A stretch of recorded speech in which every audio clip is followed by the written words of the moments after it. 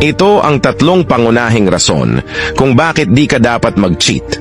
Una, kahit sobrang galing mo magtago, mahuhuli ka din kaagad. Kahit anong palusot pa ang gawin mo, di ka din makakawala sa ginawa mong kasalanan. Time is the ultimate truth teller. Isipin mo na lang ang kahihiyan at sakit na idudulot mo sa taong niloko mo at sa mga taong nakapalibot sa inyo. Ikalawa, kapag nag-cheat ka sa partner mo, malalagay sa alanganin ang relasyon nyo. Magbibigay ito ng matinding lamat na di kayang ayusin na pwedeng humantong sa hiwalayan. Lalo kung may pamilya na kayo, pwedeng pamilya nyo masira. Kaya isipin mong mabuti at isipin mo ang mawawala sa iyo bago ka gumawa ng kataksilan. At panghuli, kapag nag-cheat ka sa partner mo, magdudulot ka sa kanya ng trauma na magtatagal ng panghabang buhay.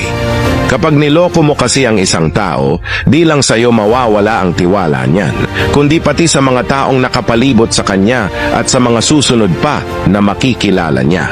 Kaya bago mo gawin ang isang bagay, pag-isipan mo ng maraming beses. Ang tukso ay nasa paligid lang. Pero kung paano tayo mag-react sa tukso, yun ang pinakamahalaga.